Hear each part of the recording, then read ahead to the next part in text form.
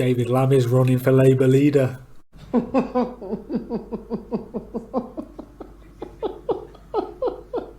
No, really, David Lammy is running for Labour leader.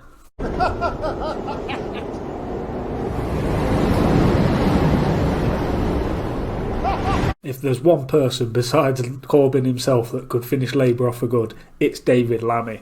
The bloke is not only a race baiter, but he's absolutely thick as mince as well.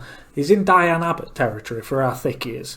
Here are just a few reasons why, if Labour want to survive, that is, then they should keep David Lammy as far away as possible from the Labour leadership. We'll start off with what sort of got Lammy on the map, so to speak. His tweets, because there's no filter for Lammy on Twitter, so it's where he says his dumbest things usually. We've got this pearl of wisdom from him. At 11:11 a.m. today, we mark exactly 100 years since the 11th minute of the 11th hour of the 11th day of the 11th month of 1918, when the sounds of war fell silent. We must never forget our soldiers' immense sacrifice or the brutal realities of war. So, Lammy has celebrated Remembrance Sunday 11 minutes later than the rest of us for how long before this tweet? Here's self-righteous Lammy. When I was growing up, my mum relied on tax credits. Tonight, in opposing the welfare bill, I voted for millions of people who do the same. Now, tax credits were introduced into the UK in April 2003, and David Lammy was born in 1972. So, if his mum was claiming tax credits for him when Lammy was 31 years old, we should probably investigate that. Another thick tweet. No women allowed looks more like a Tea Party convention in Alabama. I see women in this picture. What I see in this picture, however, from outside the Labour meeting, is a ladies' entrance sign. What the shit is that all about, Lammy? Are women not good enough to enter a building via the same entrances as you? It doesn't get any better once you get inside a Labour meeting either. Look at the segregation in this one. I'm sure you all remember this one as well, when Lammy put a dent of about 12 million in Comic Relief's coffers after tweeting this. The world does not need any more white saviours. As I've said before, this just perpetuates tired and unhelpful stereotypes. Let's instead promote voices from across the continent of Africa and have serious debate. And last, but by no means least, from Lammy's Twitter account is this gem. The BBC World account tweeted out about the Sistine Chapel smoke. Would it be black or would it be white? And Lammy decided to pile in. This tweet from the BBC is crass and unnecessary. Do we really need silly innuendo about the race of the next pope? There was also that time that Lammy was fined £5,000 for instigating nuisance calls that played a recording urging support for his London mayoral campaign. Would you like to know how that Labour candidate election went for him? He finished 4th, behind Diane Abbott.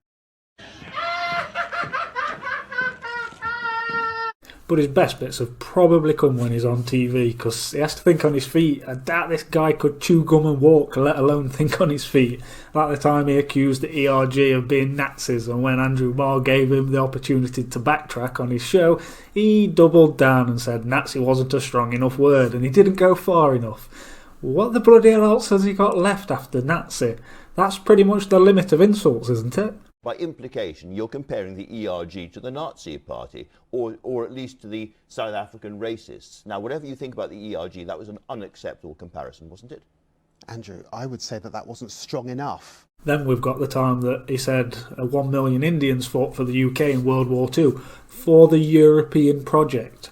Watch Stephen Wolfe do a double take. He's not sure if he's just heard what he's actually heard. 1 million Indians died fighting for us. That's right. They fought for the European project, and they're not now going to vote on the basis of whether Granny can come over for a wedding. Did you say that they fought for the European project? They fought for the European to project. get rid of a European dictator who was murdering and killing people. They didn't fight for the European Union. They didn't fight for the European Economic Community. That's David a complete Lammy, perversion of history and what they were fighting for. Did you know that Lammy is also quite famous for being a blind MP as well? If it feels like neighbourhood policing has vanished, it's not around you. We haven't seen a police while I've been here, and I've been here for a little while now. To finish, I thought I'd leave you with a portion of Lammy's fantastic performance on Celebrity Mastermind, just to show you how truly daft this lad is. It's 2 minutes starting now. What was the married name of the scientists Marie and Pierre who won the Nobel Prize for Physics in 1903 for their research into radiation? Antoinette. Curie. Cockpit country is a rugged, inaccessible area on which Caribbean island? Pass. Which former Conservative leader in a magazine article in August 2000 claimed that while working as a deliveryman's assistant, he downed around 14 pints of beer a day? William Hague. Yes, which fortress was built in the 1370s to defend one of the gates of Paris and was later used as a state prison by Cardinal Richelieu? Versailles. The Bastille. In February 2008, which Tottenham Hotspur player scored the first goal of Fabio Capello's reign as England football manager? Aaron Lennon. Jermaine Ginnas. James Gandolfini played a mafia boss called Tony in which American television series? Godfather. The Sopranos. If the goal is to finish Labour off, vote Lammy.